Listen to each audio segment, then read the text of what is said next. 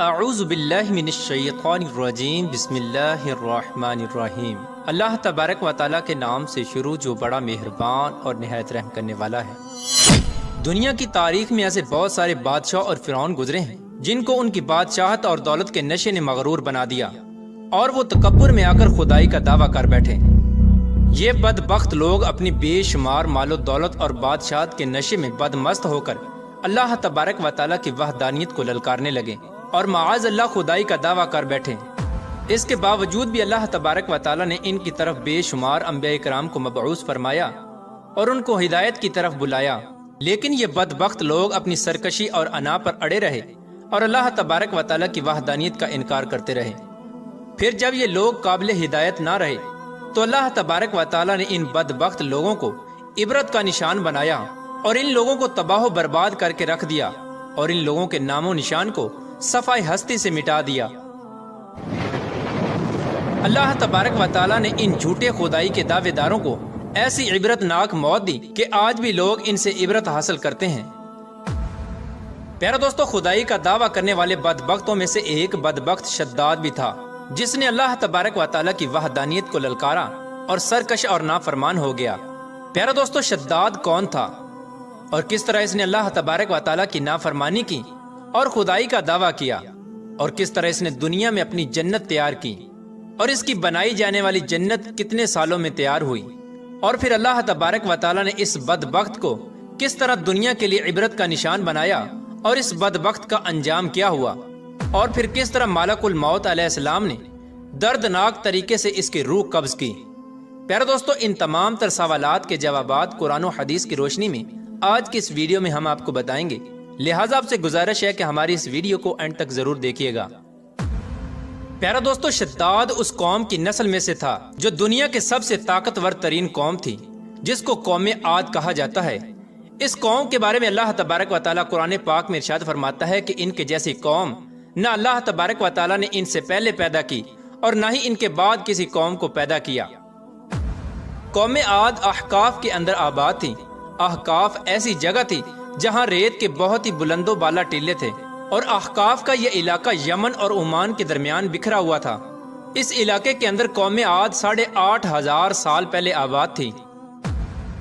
اس قوم پر اللہ تبارک و تعالیٰ کا یہ خاص کرم تھا کہ اللہ تبارک و تعالیٰ نے اس قوم کو دنیا کی سب سے طاقتور قوم بنایا تھا۔ اس کے ساتھ ساتھ اللہ تبارک و تعالیٰ نے اس قوم کو سرسبز و شاداب باغات اور وافر مقدار میں کھیت عطا فرمائے تھے۔ اس قوم کے پاس بے شمار جانور تھے اور پینے کے لیے میٹھا پانی تھا۔ اس کے علاوہ بھی اللہ تبارک و تعالیٰ نے اس قوم کو بے شمار نعمتوں سے نوازا تھا۔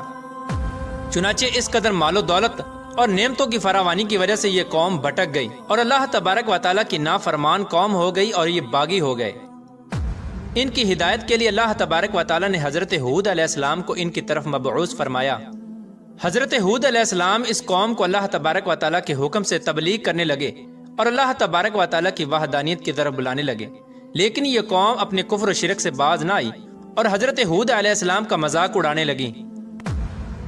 شداد جو کہ اسی قوم کی نسل میں سے تھا، وہ اس قوم کا بادشاہ تھا اور یہ 2 بھائی تھے۔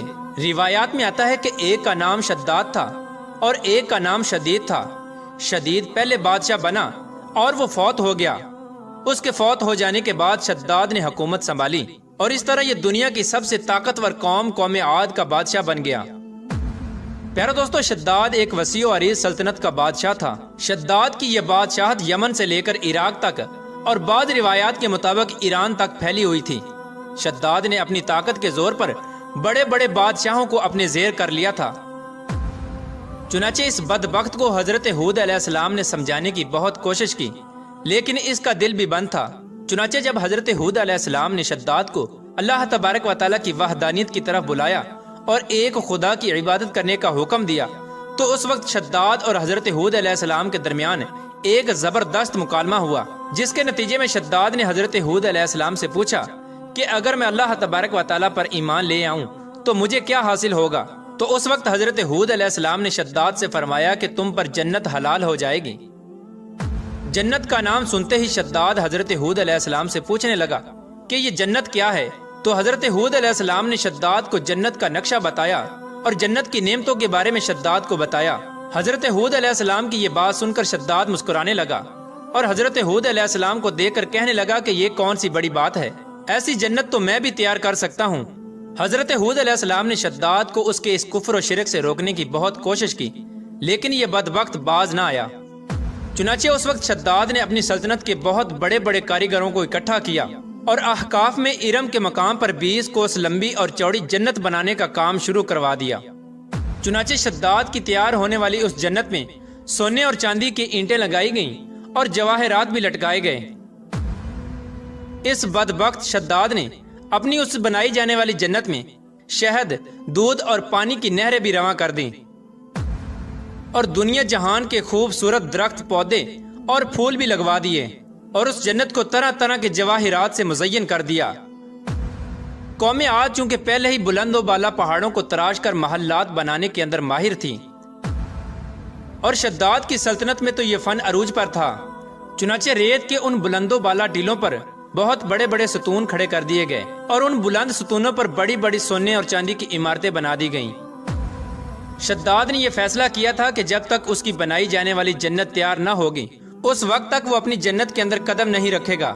چنانچہ شداد کے حکم کے مطابق جنت تیار ہونے لگی اور شداد اپنے محل کے اندر بے صبری کے ساتھ جنت کا کام مکمل ہونے کا انتظار کرنے لگا۔ شداد کی اس جنت کو تیار ہونے میں 12 سال لگے۔ 12 سال کے اندر جب یہ جنت مکمل تیار ہو گئی اور اس کو طرح طرح کے ہیرے جواہرات سے مزین کر دیا گیا اور طرح طرح کی خوبصورتی سے مزین کر دیا گیا، تو اس وقت شداد کو اس کی جنت کے تیار ہونے کا پیغام پہنچا دیا گیا۔ چنانچہ شداد جنت کے تیار ہونے کا پیغام سنتے ہی بہت خوش ہوا اور شداد اپنی جنت کو دیکھنے کے لیے اپنی فوج کو ساتھ لے کر جنت کی طرف نکل پڑا۔ چنانچہ شداد ابھی جنت کے دروازے پر پہنچا ہی تھا کہ اس نے اپنے سامنے ایک شخص کو کھڑا دیکھا۔ شداد اس شخص کو دیکھتے ہی پہچان گیا اور اپنے حواریوں سے کہنے لگا کہ یہ شخص مجھے جنت میں داخل نہیں ہونے دے گا۔ تو اس وقت شداد کے حواریوں نے شداد سے پوچھا کہ یہ شخص کون ہے اور یہ جنت میں کیوں نہیں داخل ہونے دے گا؟ تو اس وقت شداد نے اپنے حواریوں سے کہا کہ یہ ملک الموت علیہ السلام ہیں جو کہ میری روح قبض کرنے کے لیے آئے ہیں اور یہ مجھے جنت میں داخل نہیں ہونے دیں گے۔ اس وقت شداد بدبخت ملک الموت علیہ السلام سے عرض کرنے لگا کہ مجھے صرف اپنی جنت میں قدم رکھنے کی مہلت دے دی جائے، لیکن اللہ تبارک و تعالیٰ کی طرف سے مقررہ فرشتے نے جواب دیا کہ مجھے اللہ تبارک و تعالیٰ کی طرف سے حکم ہے کہ میں تجھے تمہاری جنت کے اندر قدم نہ رکھنے دوں۔ شداد ملک الموت علیہ السلام کے سامنے بہت رویا اور گر گڑایا، لیکن ملک الموت علیہ السلام نے اللہ تبارک و تعالیٰ کے حکم کی تکمیل کرتے ہوئے شداد کی روح قبض کر لی۔ چنانچہ شداد کی موت کے بعد حضرت جبرائیل علیہ السلام نے ایک زوردار چیخ ماری اور شداد کی بنائی ہوئی ساری جنت زمین کے اندر دھنس گئی اور غائب ہو گئی۔